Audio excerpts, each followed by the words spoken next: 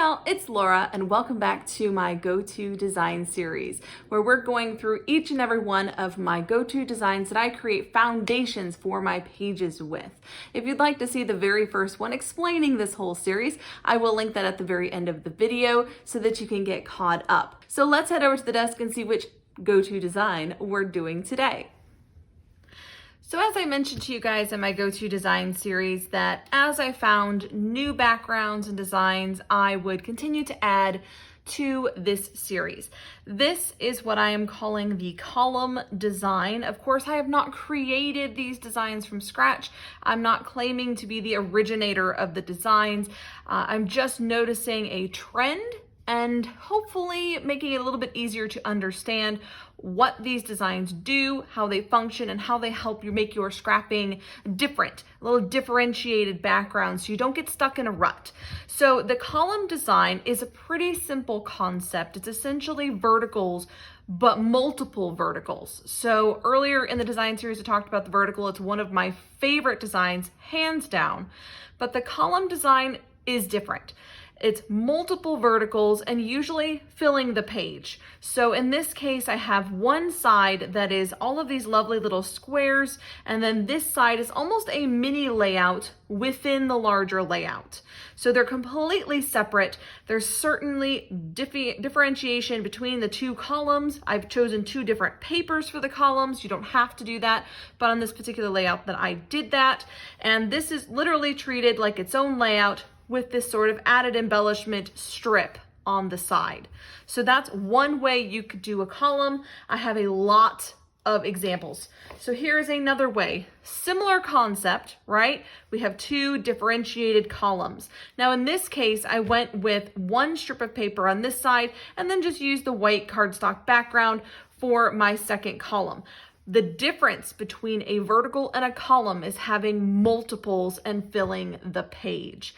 So my vertical designs rarely fill the page. They're normally a strip of paper, some photos and embellishments around that paper strip, and that's it. This is a bit more page filling. So if your style is, I want to fill all the spaces, this is the design for you.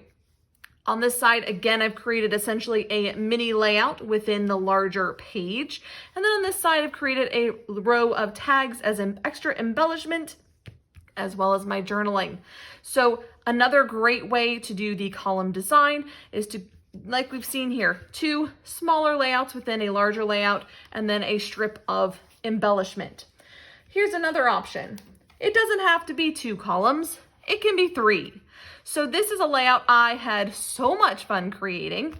I essentially took some printed words, a phrase from the internet, and some stars and stitched them. So just kind of used it as a template and then went back and stitched it on these two columns. And then again, treated the center column like its own individual layout, completely separate from the columns. In this case, they really don't overlap at all. I don't think any of my column designs overlap actually, but you could. I just haven't chosen to do that. So this one I love because I could do a really kind of wild, busy side to these two outside columns, but then keep the center very simple. So my photo still stands out pretty strongly with this bright orange background. That's a great way to draw attention to where the photo is by keeping these more neutral and going with something really bright in the center. Now, another three column design, again with stitching, is this one here. And in this case, I had three photos that I wanted to get on the page, but I wanted to use all three as focal images. So by creating the column design on a piece of navy cardstock, I've just used two strips of paper here, a larger strip in the middle, so they get a little bit of differentiation in size, which is kind of interesting to see. But you also get these photos at different levels, which in your mind will draw your attention, just like our three clusters. You often hear people talk about groups of three. This is that same concept. I've created three clusters on each side. So one cluster here, one cluster here, one cluster here. And so your attention is individually drawn to each photo. If I had bunched them together, I think you would have missed a lot of the details of these photos. Things like Charlie and Sophia sitting together, watching together, the little sweet smiles on their faces, Sophia getting really excited to hear the music they were listening to, and then actually seeing what are they watching. They were watching a movie. And so I think it's kind of interesting way to differentiate the kind of separate stories within this one event. So this was a really fun column design. A lot of these do have videos on my channel, so I will try to remember to link them for you in the description box below if they have a video.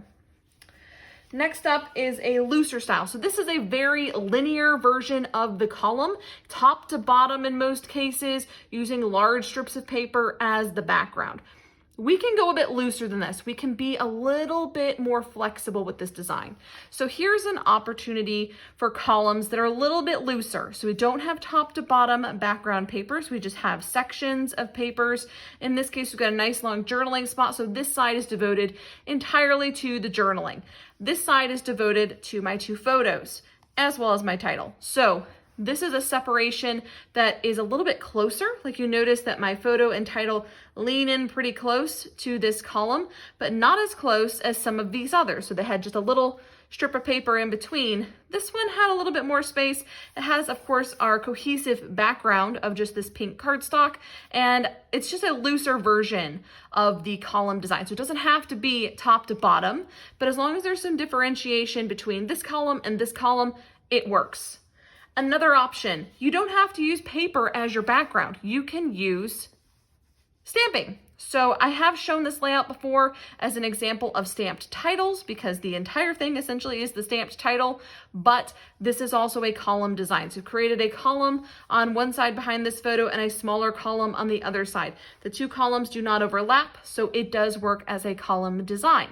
I really like on this page that it steps outside of that concept of a vertical background with paper by using stamping entirely on this side and paper on this side.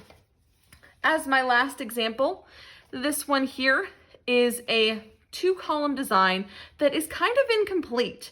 So I think this is probably about as far as you can stretch column design before you fall into vertical design, because I do have the 1 strip of paper here denoting my photos, and then 1 section that is completely separate denoting the title, and then there is some journaling inside here as well. So that's about as far as I think I would personally stretch the column design, but I do think it works as a column design. They are separate sections of the layout, and they do generally fill the layout.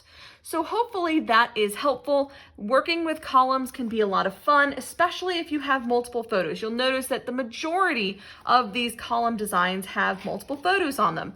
And it's just a great way to give each photo the opportunity to shine on the layout and really stand out, because normally I tend to group them together. This one, I just used a large photo, but it allowed me to get a very long detailed title in as well without taking away from the photo itself. This one, again, 1 photo, but I was able to get so many fun details on this page. 4 tags, tons of frames without overwhelming it. And of course, this one with my 2 photos completely separate to the side was pretty much the inspiration for me attempting the other column designs. And I really, really love this one. This one actually has a sketch attached, and I know there's a video, so I will link those below. I hope this was a helpful little look at the column design. Would love to hear what you think in the comments below. And I will update the PDF that accompanies this particular Go-To Design series. And so you can download that in the description box as well. Thanks for joining me, and until next time, bye y'all.